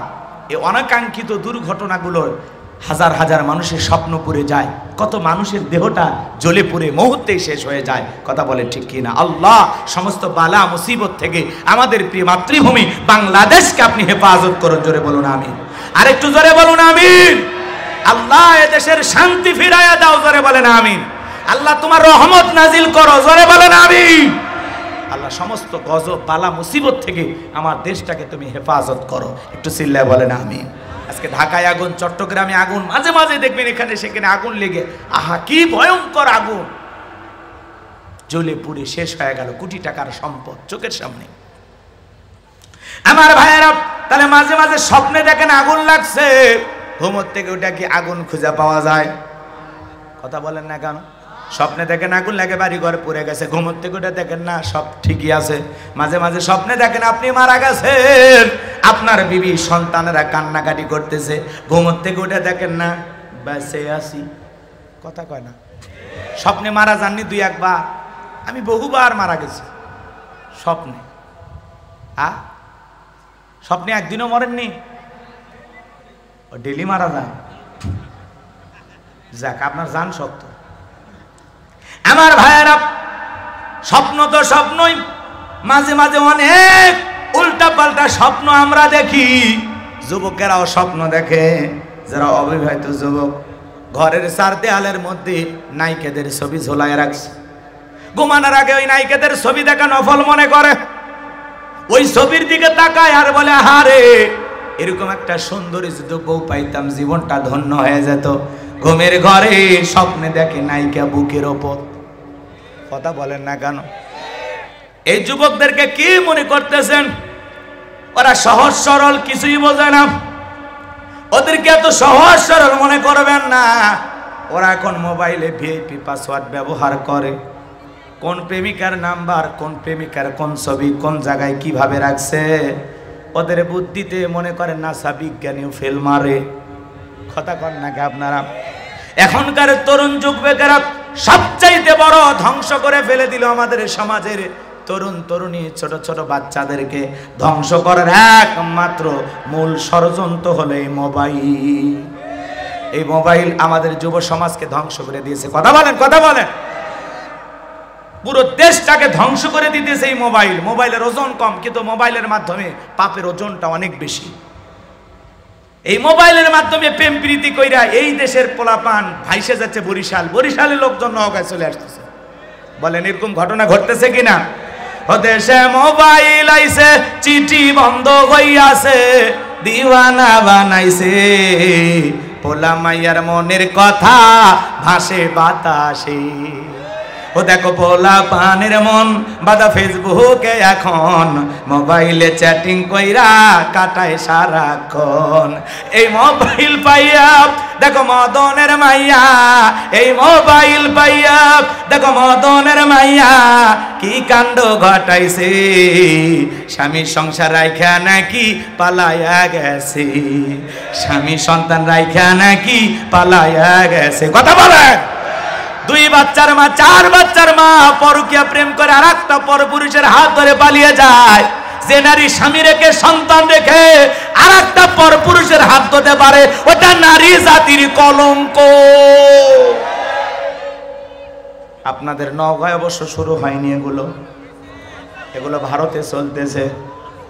স্বামী আছে, সন্তান আছে, এরপরে আর একটা পরপুরুষের হাত ধরে যে নারীরা পালিয়ে যায়, পরকীয়া প্রেমে আসক্তি হয়, মনে রাখবেন এই সমস্ত নারীরা এই সমাজকে ধ্বংস করে দিচ্ছে। কথা বলে ঠিক না? এদের কারণে পরিবারগুলোতে অশান্তির আগুন দাবানলের মতো চলতেছে, দেখার কেউ নাই। কথা বলেন না কেন? এদেশে নারী নির্যাতনের গল্প অনেক মানুষ শোনে, কিন্তু হাজারো পুরুষ নির্যাতন জুলুমের শিকার, মুখ ফুটে বলতে পারে না, নারীদের মতো কান্না করে নাটক করে অভিনয় করতে পারে না। হুজুরের বউ শোনেননি? হুজুরের বউ, হুজুরের 2 নাম্বার স্ত্রী। আমাদের মতো একজন ভাই দিনের দায়ী, আবু তোহা আদনান, নাম শোনেন নাই? সোশ্যাল মিডিয়াতে এমন ভাবে প্রচার করা হয় মনে হয় বাংলাদেশে এই হুজুর প্রথম দ্বিতীয় বিবাহ করছে, আর কেউ করেনি। কত এমপি মন্ত্রী 8টা 10টা বাসা বাড়ি ভাড়া করিয়া এক একটা ফ্ল্যাটে নারী নিয়ে যেতে হয়, সেই খবর আপনাদের কাছে থাকে না। হুজুর বিয়ে করলে আপনাদের চুলকায় না? এ কথা কন না গায়। হুজুরদের নিয়ে যত অ্যালার্জি, ওনার সেই স্ত্রী, এটা স্বামী পরিত্যক্ত একটা নারী, এর আগেও বিয়ে হয়েছে। উনি ফেসবুকে আইসা বাপরে বাপ 2 ঘন্টার এক লাইভে যে কান্না করে অভিনয় করে বলছে, মনে হয় বাংলাদেশের নিষ্পাপ রমণী। এটা এই নারীর কোনো দোষই নাই। আপনার যদি দোষ না থাকে আগের স্বামীগুলোর ভাত হইল না কেন? এ কথা কর না কেন? আপনি যদি এতই সতী সাধবী রাবিয়া বস্রী হন, আগের স্বামীগুলোর সংসার টিকলো না কেন? হুজুরের নরম পাইছেন, হ্যাঁ, নাকে দড়িতে ঘুরিয়েতে চান। আলেমের সম্মান নষ্ট করে, স্বামীর সম্মান নষ্ট করে সোশ্যাল মিডিয়াতে এসে স্বামীকে নিচে নামাবেন, আবার দেশবাসীর কাছে বলবেন আমি আমার সংসার ফেরত চাই। তোমার মতো নারীর সাথে সংসার করা মানে পুরো জীবনটা ধ্বংস হওয়া। কথা বলে ঠিক না? স্বামী স্ত্রী দাম্পত্য জীবনে নানান সমস্যা হবে, মন মালিন্য হবে, রাগারাগি হবে, ঝগড়াঝাটি হবে, সেটা 4 দেয়ালের ভিতরে সীমাবদ্ধ থাকবে। আপনি কেন সোশ্যাল মিডিয়াতে এগুলো বলতে যান? স্বামীর সংসার করেন, মিলেমিশে থাকেন, আপনাদের বাচ্চা কাচ্চা হয়েছে, তাদের ভবিষ্যৎ চিন্তা করেন। কথা বলে ঠিক না? আজকে আপনি হুজুরের বউ হইয়া কথার ভিতরে পর্দা, আপনি সোশ্যাল মিডিয়ায় এসে কান্নাকারি করতেছেন যে আমাকে সেই ওই যে উপদেশটা নাই ছিল না, কি নাম, নাহিদ নাই ভাই, কথা কয় না, ওই যে হাউন আঙ্কেল নিয়ে যায় নাহিদকে পিটায় এদের পাশার এই সাইড লাল করে দিছিল না, সেই পিটা পিটছে সোশ্যাল মিডিয়াতে আমরা দেখছি। ওই মহিলা বলতেছে ওই নাহিদের মতো আমার হুজুর আমাকে এইভাবে পিটাইছে। জীবনে শয়তানও বিশ্বাস করবে না একজন আলেম এইভাবে বউ মারতে পারে। কথা বলেন, নেকা কান্নার অভিনয় করেন। কালো কাপড়ে দাগ লাগলে কারো চোখে পড়ে না, সাদা কাপড়ে দাগ লাগলে সবার চোখে পড়ে। এদেশের এমপি মন্ত্রী চেয়ারম্যান মেম্বার কত কিছু করতেছে, সেগুলো নিয়ে আপনারা নিউজ প্রচার করেন না, দেশের দুর্নীতির বিরুদ্ধে কথা বলেন না, এদেশে নানান ধরনের চক্রান্ত ষড়যন্ত্র চলতেছে সেগুলো নিয়ে কথা বলেন না। আপনি হুজুরের বউ নিয়ে পড়ে আসেন, প্রত্যেকটা চ্যালেঞ্জ খোঁজেন, আর হুজুরের বউ কি কইলে এটা নিয়ে পড়ে আসেন। কথা কন, হুজুর তাও হালাল পদ্ধতি অনুসরণ করে বিয়ে করছে, আর কত লোক বিয়ে ছাড়া সেঞ্চুরি করতেছে, কই তাদের বিচার কই করেন? কথা কন, তাদের বিচার করেন না। আল্লাহ ওদের হেদায়েত দান করুন, জোরে বলুন আমিন। যে নারী স্বামীর বদনাম করবে বুঝে নেবেন ওই স্ত্রী অকৃতজ্ঞ, নেমক হারাম। সংসারে অশান্তি থাকবেই, ঝামেলা থাকবেই। আমি মানুষের কানে কেন বলবো? আমার ঝামেলা আমি সমাধান করব। স্বামী রাগ করছে, 2 দিন পরে সমাধান হবে। আম্মা জান আয়েশার সাথে রসুলের কি মন মালিন্য হইতো না? কথা বলে না কেন? নবীর যদি তার স্ত্রীর সাথে মন মালিন্য হয়, হযরত ওমর ফারুক এসে যে ঝগড়া মিটাইয়া দেয়, আল্লাহু আকবার বলেন। তাহলে রসুলের পরিবারেও স্বামী স্ত্রীর মধ্যে মন মালিন্য হইতো। রসুল রাগ কইরা শুয়ে আছে খেজুরের পাতার বিছানায়, ওমর ফারুক তাকায় দেখে রসুলের সেই খেজুর পাতার বিছানা দাগ উঠছে। হুজুর এই অবস্থায় কেন? কয় ওমর একটু সমস্যা আছে। রসুলের কষ্ট ওমর সহ্য করতে পারলেন না, বুঝে ফেলে দিয়েছেন। সাহাবায়ে কিরাম নবীকে কত মহব্বত করতেন, ভালোবাসতেন। তাদের পরিবারেও ভালোবাসার অভাব ছিল না, একটু মন মালিন্য ছিল, মান অভিমান ছিল। আবার আম্মা জান আয়েশা বলতেন, রসুল আমি যেই গিলাসের যেই স্থানে ঠোঁট লাগায় পানি পান করতাম, আল্লাহ রসুল গিলাসটা ঘোরায় না ঠিক ওই জায়গায় ঠোঁট লাগায়া পানি পান করতেন। বলেন সুবহানাল্লাহ। আম্মা জান আয়েশা বলেন, আমাদের ঘরে দামি ফার্নিচার ছিল না, কিন্তু ঘরটা ভালোবাসা দিয়ে ভরপুর ছিল। বলুন আল্লাহু আকবার। আম্মা জান আয়েশা বলেন, আমি গোশত খেয়ে রেখে দিলে, হাড় খায় রেখে দিলে, আমার ফেলে দেওয়া এটো হাড় আল্লাহ রসুল নিয়ে খাইতেন। বলেন আল্লাহু আকবার। আল্লাহ রসুল স্ত্রীদের মুখে খাবার তুলে খাওয়াইতেন। সুবহানাল্লাহ বলবেন না?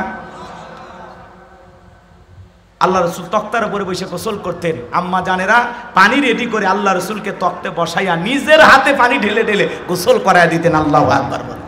কি ভালোবাসা ছিল! একসাথে রসুলের 9 জন স্ত্রী দেখে বলেন, নবী আপনি আমাদের মধ্যে সবচেয়ে কারে বেশি ভালোবাসেন? বলে জবাব আগামীকাল দেব।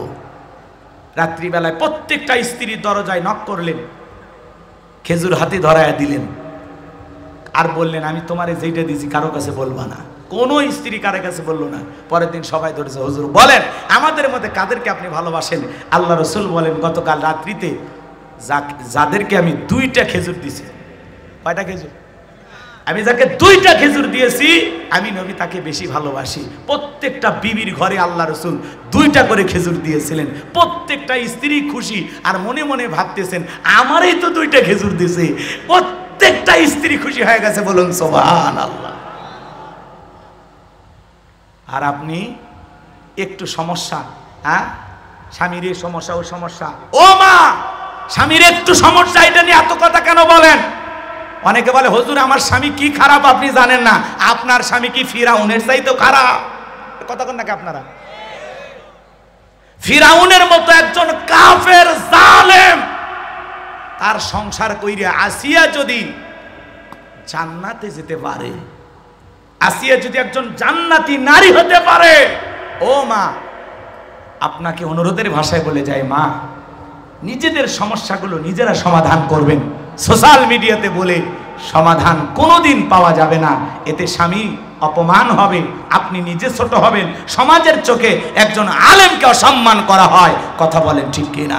পুরুষ মানুষ সব সহ্য করবে, কিন্তু পুরুষের ইজ্জতের ওপরে, সম্মানের ওপরে কোন নারী আঘাত করলে এটা কোনো পুরুষ মেনে নিতে পারে না। এ কথা বলেন নাকি আপনারা? আল্লাহ যেন আমাদের হেদায়েত দান করেন। এজন্য দলাদলি, কাদা ছড়াছড়ি, সমালোচনা এগুলো বন্ধ করুন। চ্যানেলের ভাইদেরকে বলবো, দেশের অনেক দুর্নীতি, এগুলো নিউজ নিয়ে আসেন। হুজুরদের পিছনে এত নিউজ করা লাগবে না। কথা কয় নাকি? আগামীতে দেশে কিভাবে নির্বাচন হবে এই চিন্তা করেন। সম্মানিত ভাইয়েরা আমার, কষ্ট পাইতেছেন মনে হয় আপনারা। যে কথা বলতে চাচ্ছিলাম, বাজার এই সমাজে অনেক ঘটনা ঘটতেছে, সমাজকে ধ্বংস করেছে। সবচাইতে বড় কি বললাম? পরকীয়া। কথা বলেন না কেন? এই মোবাইলে পরকীয়া আসক্ত আছে না? না আছে না? না, 2-4টা বাচ্চা ফেলাইয়া অন্য পরপুরুষের হাত ধরে চলে যাইতেছে। বলেন তো বাজান, সব দোষ কি নারীদের নাকি পুরুষেরও আছে? জোরে বলেন। এই যুবক, তোমাদেরকে আমি বলছি, যে নারীর সাথে পরকীয়া প্রেম করো, মনে করো ধরে নাও তোমার স্ত্রীর সাথে যদি কেউ পরকীয়া প্রেম করে মাইনা নেবা? অনেক যুবক কথা বলেন এরা মানে ভালোবাসা শেয়ার করবে নাকি? তো জোরে বলেন, আপনার স্ত্রীর সাথে কেউ পরকীয়া প্রেম করলে মেনে নেবেন? আপনার মায়ের সাথে কেউ পরকীয়া প্রেম করলে মেনে নেবেন? আপনার বোনের সাথে কেউ পরকীয়া প্রেম করলে মেনে নেবেন?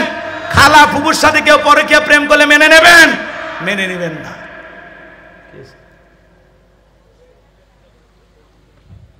রাগ করতেছেন আপনারা? দিল দিয়া কথাগুলো বুঝবেন। প্রত্যেকটা পুরুষ এটা মেনে নিতে পারে না। আমার স্ত্রী অন্য কারো হতে, পরকীয়া আসক্ত হতে, এটা কোনো স্বামী মেনে নিতে পারে না। তাহলে আপনি যেই নারীর সাথে পরকীয়া প্রেম করতেছেন যুবক, ওইটা কারো না কারো স্ত্রী, কারো না কারো মা, কারো না কারো মেয়ে। তাহলে কেন এই দিকে নজর দিতেছ? কথা বলেন না কেন? তাহলে আমাদের পরিবর্তন হওয়ার দরকার আছে না নাই? প্রত্যেকটা যুবকের পায়ে হাত দিয়ে আমি গোলাম রব্বানী বলে যাই, যদি নিজেকে মুসলিম দাবি করো, আজ থেকে শপথ গ্রহণ করো, কোন বিবাহিত নারীর দিকে বাঁকা চোখে তাকাবো না। কথা কন না কেন? আল্লাহ বলেছেন, কুল্লিল মুমিনিনা ইয়াগুদ্দু মিন আবসারিহিম, মুমিন পুরুষের দৃষ্টি থাকবে নিচের দিকে। কথা বলেন ঠিক কি না? যুবক, কত গরিব মেয়ে আছে বিয়ে দিতে পারে না, যাও ওই গরিব মেয়েটাকে বিয়ে করো, আল্লাহ খুশি হবে। কত স্বামী পরিত্যক্তা নারী আছে, সন্তানগুলো নিয়ে অসহায় জীবন যাপন করতেছে, যাও বিয়ে করো, আল্লাহ খুশি হবে। তুমি ওই জায়গায় যাবা না। কথা কয় না কে? আমার ভাইয়েরা মন খারাপ করবেন না। তাহলে বর্তমান সমাজে যুবকদেরকে ধ্বংস করেছে মোবাইল। কথা বলেন ঠিক কিনা? এই মোবাইলের সবচাইতে বড় আর একটা নিশার নাম হলো কি জানেন? টিকটক। কথা কেন? ও দেশে টিকটক আসিয়া সব গেল ভাসিয়া, সিদ্দিক সোরা নায়ক হইছে আইডি খুলিয়া, হিরো আলম নায়ক হইছে আইডি খুলিয়া। এ বগুড়ার হিরো আলমের নাম আপনারা শোনেননি? আজকের নিউজ, এই হিরো আলম দুধ দিয়ে গোসল করছে বউক তালাক দিয়ে। এর নাটক দেখতে দেখতে পুরো জাতি ক্লান্ত। এর অভিযোগ হলো রিয়ামণি লোকজন ক্যাডার মাস্তান ভাড়া করে আমারে পিটাইয়া হাসপাতালে ভর্তি করছে। এই জন্য এই বউ আর আমি রাখবো না, 1 তালাক 2 তালাক, রিয়ামণি তুই তালাক, এই কথা বলে দুধ দিয়ে গোসল করতেছে। সেটার আবার ভিডিও হচ্ছে সোশ্যাল মিডিয়াতে, সব চ্যানেলে নিউজ প্রচার করা হলো। অবশেষে রিয়ামণিকে তালাক দিয়ে দুধ দিয়ে গোসল করলেন হিরো আলম। আহারি সমাজ। আরে ভাই, তালাক দিছু ভালো কথা, বউ ভালো লাগে নাই, ঝামেলা হয়েছে, তালাক দিছিস ভালো কথা, দুধ দিয়ে গোসল করলি আর ভিডিও করে ছেড়ে দিলি। এরা সবসময় ভাইরাল হয়ে থাকে। কথা কয় না? কথা কয় না? নির্বাচনে দাঁড়াইয়া ভোট কয়টা পাইছে না পাইছে দৌড় দেয়, ভাইরাল হয়। পান্তা খায়, ভাইরাল হয়। মার খায়ও ভাইরাল হয়। এমনকি বউ মাস্তান ক্যাডার ভাড়া করে পিটছে, তাও ভাইরাল। বউ তালাক দিয়েও ভাইরাল। এর গেলে খালি ভাইরাল হওয়ার নেশা। হিরো আলম চেনেন না আপনারা? আজকে বউ তালাক দিছে, দিয়ে গোসল করছে দুধ দিয়ে। আচ্ছা হোক, এরপরে ছেলেটা পবিত্র হোক, আমরা দোয়া করি। হিরো আলম ভাই, আপনি চিল্লায় যান। কথা কয় না? 40 দিনের চিল্লায় যান, যায়া তাবলিগে যাই, ইবাদত বন্দী নামাজ কালাম কিছু শিখে পরিবর্তন হয়ে যান, বিয়ে শাদী বন্ধ করে দেন। কথা কয় না? আর যেগুলো বউ আছে 2-1টা, এদেরকে নিয়ে বাচ্চা কাচ্চারা সুন্দরভাবে জীবনযাপন করেন। আর ওয়াদা দেন, কোনোদিন নাটক সিনেমা করব না, অশ্লীল গান বাজনা করব না, ফিরে আসলাম আল্লাহর দিকে। আল্লাহ যেন হিরো আলম ভাইকে হেদায়েত দান করেন। আর এরকম রিয়ামণির মতো জল্লাদ বইয়ের হাত থেকে আল্লাহ যেন ওকে রক্ষা করে। একটু জোরে কোন আমি। আমার ভাইয়েরা, তাহলে যে কথা বলতে চাচ্ছিলাম, কষ্ট পাইছেন আপনারা? ও দেশে টিকটক আসিয়া সব গেল ভাসিয়া, সিদ্দিক সোরা নায়ক হইছে আইডি খুলিয়া, হিরো আলম নায়ক হইছে আইডি খুলিয়া। এই মোবাইলে হাই কি জাদু আছে ভাই, পোলা পান বুঝাছে, পড়ালেখা তুইলা রাখছে সপ্তম আকাশে। এখনকার বাচ্চারা পড়াশোনা করে না বাজান, এজন্য সন্তানদের হাত থেকে মোবাইল নেন, আবারও সন্তানেরা বই নিয়ে টেবিলে বসবে। কথা বলে ঠিক কিনা?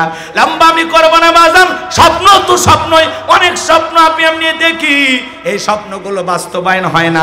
বাদশা বক্তে নাসরের কথা আপনাদের মনে আছে না নাই? ডেকে বলে আমি কি স্বপ্ন দেখেছি, স্বপ্নের কথাও বলতে হবে, স্বপ্নের ব্যাখ্যাও তোমাদেরকে বলতে হবে।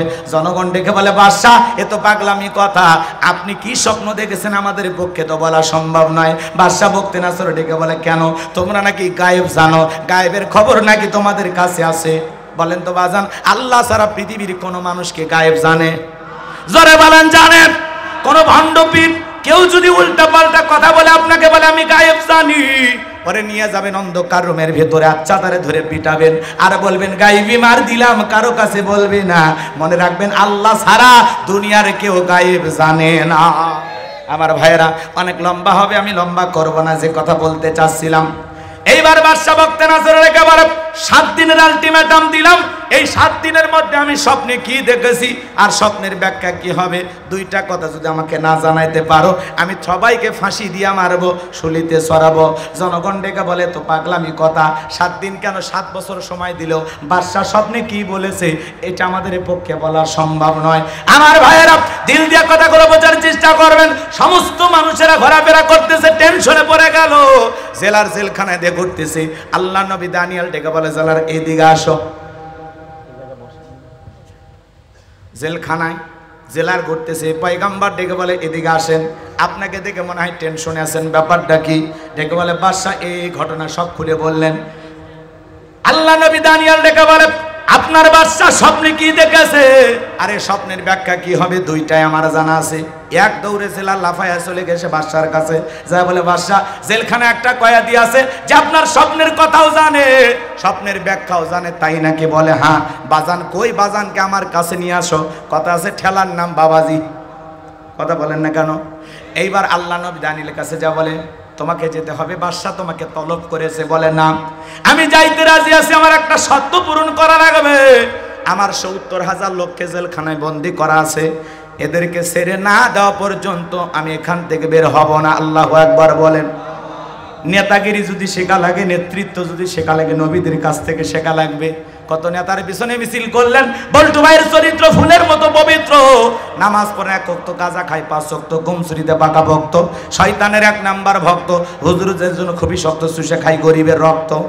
নেতার পিছনে মিছিল করলেন, নওগাঁ শহরে 105 জনকে পুলিশ গ্রেফতার করে নিয়ে গেল, নেতা সহ। নেতার তো মামু খালুর অভাব নাই, সকালে জেলখানায় যায়, বিকেলে বের হয়। আপনি রিক্সা চালক, ভ্যান চালক, মাটি খেতে কাজ করেন, আপনি জনগণ, আপনাকে দেখার সুযোগ নাই।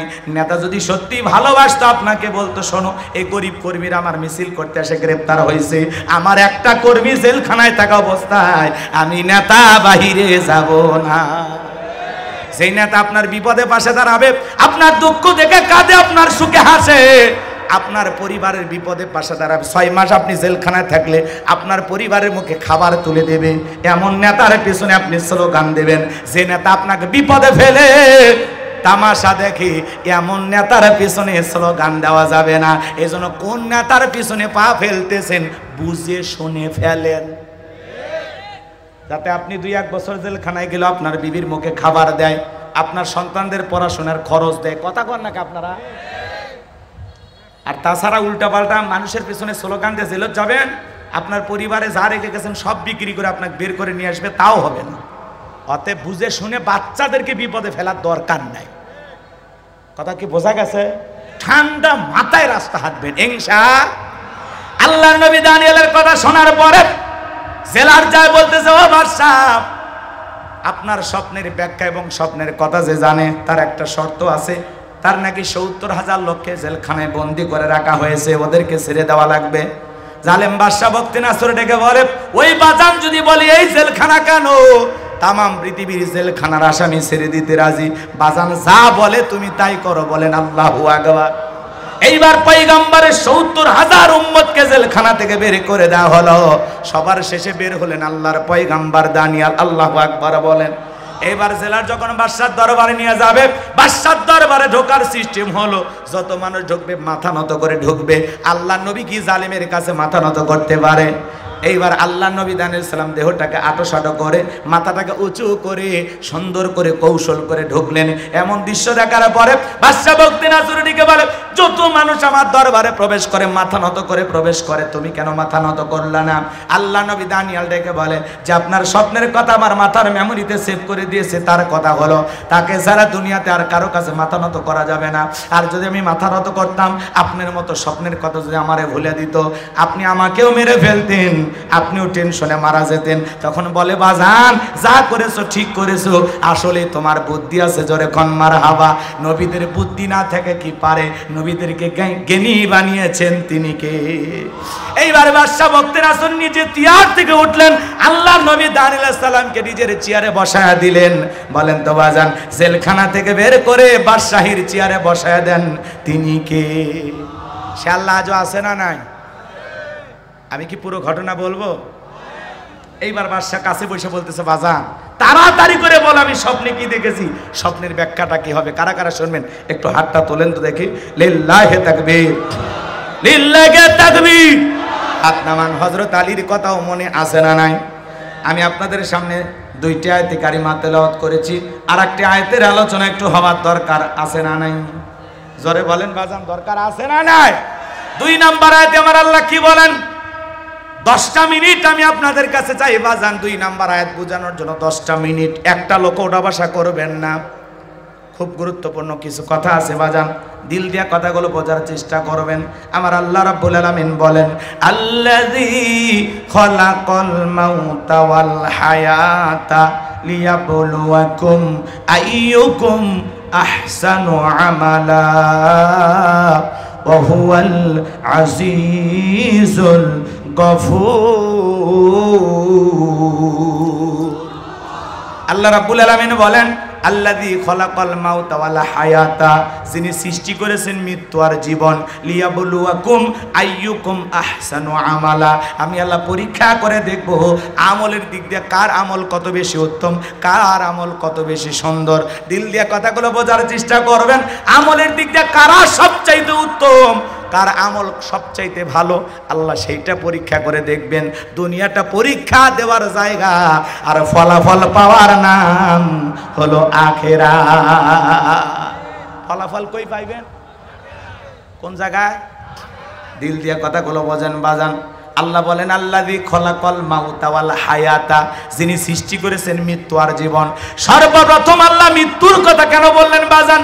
এই দুনিয়াতে আসার একটা সিরিয়াল আছে, যাওয়ার কিন্তু কোনো সিরিয়াল নাই। দাদা আসছে, দাদার পরে বাবা আসছে, বাবার পরে আমি আসলাম, আমার পরে আমার সন্তানরা আসলো। কিন্তু যাওয়ার বেলায় দাদার আগে নাতি চলে যায়, নাতির আগে দাদা চলে যায়, বাবা জীবিত থাকে সন্তান চলে যায়। একজন বাবার কাঁধে সন্তানের লাশ, এটা পৃথিবীর সবচাইতে ভারী বোঝা। কে কখন মারা যাবে আমরা কেউ জানি না। কুল্লু নাফসিন যায়িকাতুল মাউত, প্রত্যেক প্রাণীকে মৃত্যুর স্বাদ গ্রহণ করা লাগবে। এই স্বাদ হলো 2 প্রকারের, মিষ্টি খালে যেমন মিঠা লাগে, নিম পাতা খালে যেমন তিতা লাগে। যারা ঈমানদার তারা মৃত্যুবরণ করবে বাজান। একটা দুধ পান করা শিশু মায়ের দুধ খাইতে খাইতে যেমন ঘুমের মধ্যে চলে যায়, একজন ঈমানদার তেমনি ভাবে দুনিয়ার থেকে বিদায় নেবে, টেরও পাবে না। বলুন সুবহানাল্লাহ। কিন্তু যারা নাফরমান বেঈমান, আল্লাহর অবাধ্য গোলাম, যারা শয়তানের ওয়াসওয়াসায় পড়ে মিসগাইড হয়েছিল, ভুল পথে পরিচালিত হয়েছিল, যারা বলেছে খাও দাও ফুর্তি করো, দুনিয়াটা মস্ত বড়, দুনিয়ার রং তামাশায় যারা মেতেছিল, তারা যখন মৃত্যুবরণ করবে দেখেন না মানুষ চোখগুলো বড় বড় করে, পেশাব পায়খানা করে দেয়, গালি দিতে দিতে মারা যায়। কত মানুষ মৃত্যুর 6 মাস আগে জবানটা বন্ধ হয়ে যায়, এমন ভাবে অসুস্থ হয়ে যায়, নিজের হাতে তুলে খাবে এমন শক্তিও থাকে না। সন্তানেরা শরবত বানায় চামচ দিয়ে মুখের মধ্যে তুলে দেয়, গালসি বেয়ে বেয়ে পড়ে যায়, খাওয়ারও শক্তি থাকে না। এ বাজার মৃত্যুর যন্ত্রণা বড় কঠিন, বড় ভয়ঙ্কর। এ যুবক, তুমি কি মনে করো তুমি মারা যাইবা না? তুমি 10 তলা বিল্ডিং এ থাকো, মনে করো লিফটের সুইচ বুঝে মালাকুল মউত বোঝে না। এ যুবক, মৃত্যুর সময়টা যখন ঘনিয়ে আসবে, আমার আল্লাহ বলেন আইনামা তাকুনু ইদরিকুমুল মাউতু ওয়ালাউ কুনতুম ফি বুরুজিম মুশাইয়াদা। সূরা নিসার ৭৮ নম্বর আয়াত আল্লাহ জানা দিলেন যেখানেই থাকো, যে অবস্থায় থাকো, মৃত্যু তোমাদেরকে ধরবেই। মৃত্যু থেকে পালানোর কোনো রাস্তা খোলা নাই। এ যুবক, তোমার মতো কত যুবক বিয়ে করলো, বাসর ঘরে যাবে, যাইতে পারলো না। সিরাজগঞ্জের এক যুবক বিয়ে করেছে, বউ নিয়ে বাসর ঘরে যাবে, রেল লাইন পার হয়ে যাবে, এমন তো অবস্থা একটা চলন্ত এসেছে, এত জোরে ট্রেনটা ধাক্কা মেরেছে, বরযাত্রী সহ যে কয়েকজন প্রাইভেট কারে ছিল সবাই মারা গেল। তোমার মতো যুবক বিয়ে করেছে ঝিনাইদহে, বাসর ঘরে সাজানোর জন্য ফুল কিনে নিয়ে রাস্তা পার হইতেছে, ট্রাক এসে ধাক্কা মেরে ফুল সহ ছেলেটারে পিষে রেখে চলে গেল। যুবক, তোমার পায়ে হাতে কতবার অনুরোধ করে বলি রে যুবক, এখনো সময় আছে, পরিবর্তন হয়ে যাও, ফিরে আস আল্লাহর দিকে। আল্লাহর ঘরের দরজা মসজিদটা এখনো খোলা আছে। আর বসে থেকো না যুবক, যাও মসজিদ আজান দেয়, আর লুডু খেলো না, ক্রিকেট খেলো না, ফুটবল খেলো না, আর রং তামাশায় বৈশা থাইকো না। যাও যুবক যাও, আল্লাহর ঘরের দরজাটা এখনো খোলা আছে, মসজিদে চলে যাও, মালিকের কুদরতি কদমে সেজদা দাও, নিজেকে পরিবর্তন করে ফেলো। কত যুবকের হাত ধরে বললাম এ যুবক নামাজ পড়ো, বলে হুজুর এই যৌবন বয়সে একটু ঘোরাফেরা করি, পরে নামাজ দেখবো। আবারও বললাম যুবক নামাজ পড়ো, বলে হুজুর বিয়ে শাদী তো করলাম না, বিয়ে শাদীটা একটু কইরা নেই। বিয়ে শাদী হয়ে গেল, কিছুদিন পরে বলা হলো যুবক এখন কি নামাজ পড়বা না, বিয়ে তো হয়ে গেল। বলে হুজুর হাতের মেহেদি রংটাই শুকাইলো না, এখন মসজিদে যা সময় নষ্ট করার মতো সময় নাই। জোরে কর নাউজুবিল্লাহ। এই তো বিয়ে করলাম, তুই একটা বাচ্চা কাচ্চা হোক, এরপরে যখন বাচ্চা কাচ্চা হয়ে যায়, সন্তান হয়ে যায়, তখন যদি বলা হয় যুবক বিয়েও করলে সন্তানের বাবা হইলে এখন কি আর মসজিদে যাইবা না? যুবক ডেকে বলে হুজুর বাচ্চা কাচ্চা হওয়াতে সংসারের চাপ বাইরে গেছে, কাজে কর্মে অনেক ব্যস্ত থাকি, পরে দেখা যাবে। এই যে আপনার চিন্তা ভাবনা পরে পরে দেখা যাবে, এ যুবক তুমি যে বিয়ে করবা তার কি গ্যারান্টি আছে? বিয়ের পরে সন্তানের বাবা হবা তার কি গ্যারান্টি আছে? তোমার মতো কত যুবক চোখের সামনে মারা যাইতেছে, পরীক্ষা দিয়েছে, রেজাল্টটা বের হবে আগামীকাল, গতকালকে তার মৃত্যু হয়ে গেছে। কত যুবক স্বপ্ন ভরা আশা নিয়ে কক্সবাজারে ঘুরতে যায়, সমুদ্রের সৈকতে যায়, ছেলেটারে ফিরে আসে না। তোমার মতো কত যুবক পালসার মোটর সাইকেল এদিক এদিক ঘোরাফেরা করে, আস্তা করে ট্রাকের তলে যাইয়া জীবনটা চলে যায়, আর ফিরে আসার ভাগ্য হয় না। কারো কখন মৃত্যু হবে আমরা কেউ জানি না, মৃত্যু সব জায়গায় দাঁড়িয়ে আছে, কখন কিভাবে মৃত্যু হবে আমরা কেউ জানি না। সকালে মরবো না সন্ধ্যায় মরবো, রাতের বেলায় ঘুমের মধ্যে মারা যাব, নাকি বউ গলা টিভিতে হত্যা করবে আমরা কেউ জানি না। কথা বলেন না কেন? কার কখন মৃত্যু হবে আমরা কেউ জানি না বাজান। মৃত্যুর যন্ত্রণা বড় কঠিন। আল্লাহর নবী ইদ্রিস আলাইহিস সালামকে জিজ্ঞাসা করা হয়েছিল, ও আল্লাহর নবী ইদ্রিস মৃত্যুর যন্ত্রণা আপনার কাছে কেমন মনে হয়?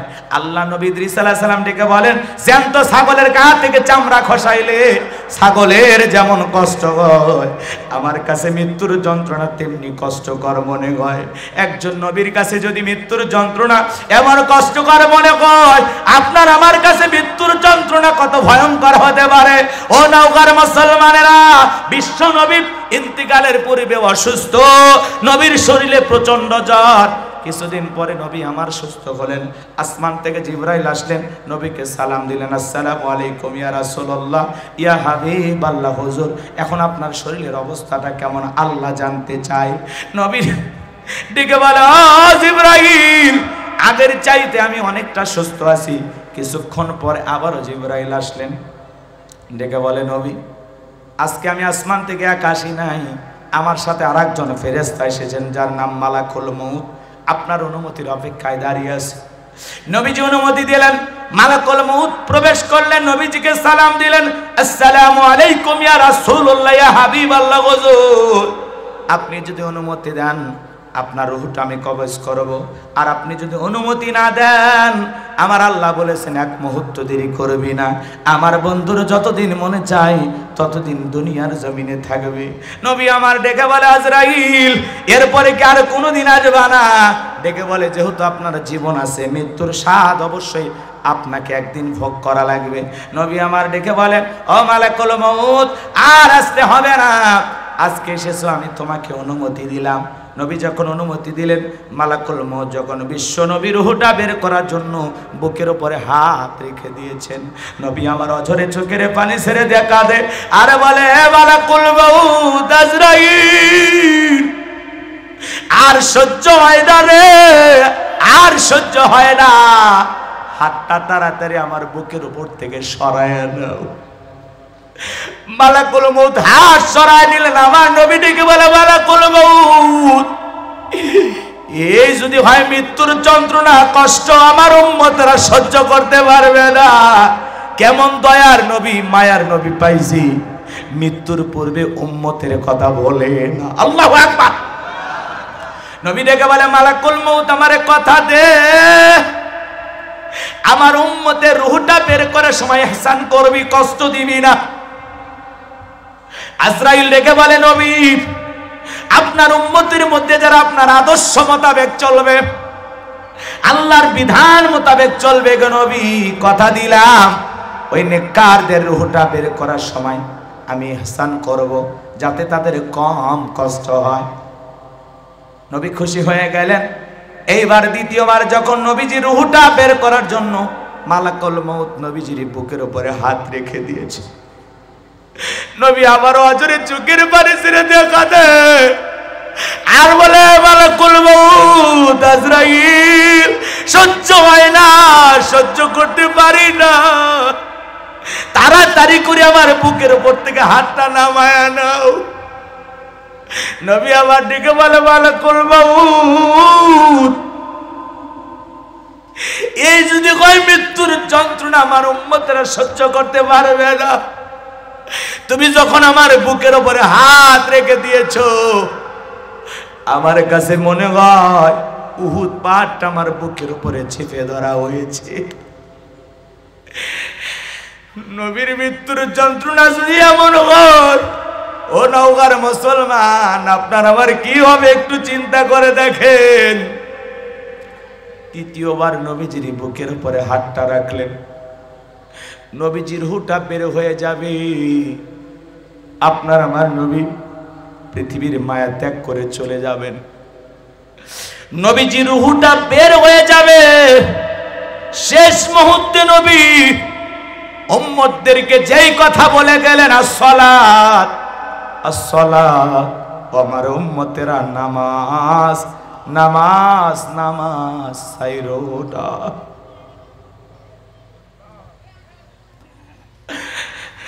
নবীজির রূহটা বের হয়ে যাচ্ছে, ওই সময় নবী উম্মতদেরকে বলে গেলেন, আমার উম্মতেরা আসসালাত আসসালাত, নামাজ নামাজ নামাজ সাইরোনা।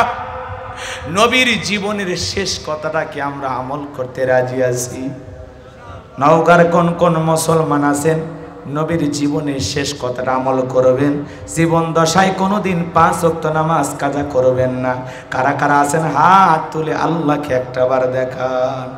আল্লাহ আমাদের সবাইকে 5 ওয়াক্ত নামাজি বানায় দেন, জোরে বলেন আমিন। আল্লাহ আমাদের সবাইকে 5 ওয়াক্ত নামাজি বানায় দেন, জোরে বলেন আমিন। জামাতের সহিত মসজিদে গিয়ে 5 ওয়াক্ত সালাত আদায় করব ইনশাআল্লাহ, ইনশাআল্লাহ। নবীর মুখ থেকে বের হওয়া শেষ শব্দ, নাতির কথা বললেন না, সন্তানদের কথা বললেন না, জামাইয়ের কথা বললেন না, কত উম্মতকে ভালোবাসতেন। আমার উম্মতেরা তোমরা নামাজ ছেড়ো না।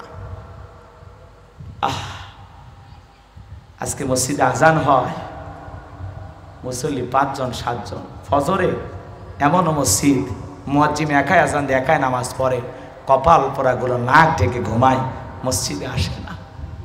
কথা বলেন ভাই। এখানে এমনও মানুষ আছে, আমরা অনেকে এশার নামাজ পড়ি নাই, নিয়ত করছি হুজুর 3টা পর্যন্ত ওয়াজ করেন শুনবো, কিন্তু ফজর পড়বো না। এই ওয়াজের কোনো লাভ আছে বাজান? বলেন। প্রত্যেকটা মাহফিলে যাব কি নিজেদেরকে পরিবর্তন করার জন্য? আমি যত কথা বললাম, একটি কথাও যদি আপনার ভালো না লাগে, এখন যে কথা বলতেছি এই 2-4 মিনিটের বয়ানও যদি আপনার কাছে ভালো লাগে, আপনি যদি মনে করেন আমাকে হুজুর নামাজের কথা বলেছে, রসুলের জীবনের শেষ কথাটা আমি আজকে আমল করব, এই মাহফিল আমাদের জন্য নাজাতের ওসিলা হয়ে যেতে পারে। আপনার জীবনটাকে পরিবর্তন করে দিতে পারে। আজকের একটি সিদ্ধান্ত আপনাকে জান্নাত পর্যন্ত পৌঁছায় দিতে পারে। আজকে নামাজ ধরবো, কালকে ধরবো, রে ভাই ওই কালটা তো জানাজা হয়ে যেতে পারে। কথা কন নাকি আপনারা? কার কখন মৃত্যু হবে আমরা কেউ জানি? আসবে মরণ কখনো কোথায় কারো জানা নাই, আসবে মরণ কখনো কোথায় কারো জানা নাই। জানাজার নামাজের আগে নামাজ পড়ো ভাই, ও তোমার জানাজার নামাজের আগে নামাজ পড়ো ভাই। আসবে মরণ কখনো কোথায় কারো জানা নাই, আসবে মরণ কখনো কোথায় কারো জানা নাই। জানাজার নামাজের আগে নামাজ পড়ো ভাই, তোমার জানাজার নামাজের আগে নামাজ পড়ো ভাই। নিজের জানাজা হওয়ার আগে কি পড়া লাগবে? কারণ নিঃশ্বাসটা বন্ধ হয়ে গেলে আর ইবাদত করার চান্স থাকবে না। এখন আপনার হায়াত আছে, জিকির করতে পারবেন, কোরআন তেলাওয়াত করতে পারবেন, নামাজ আদায় করতে পারবেন, তওবা করতে পারবেন, গুনাহ থেকে বেঁচে থাকতে পারবেন। এখন সিজদা দেওয়ার সুযোগ আছে, তওবা করার সুযোগ আছে। কিন্তু মৃত্যুর পরে আফসোস কোনো কাজে আসবে? আল্লাহ আমাদের সবাইকে হেদায়েত দান করেন। একটু জোরে বলেন আমিন।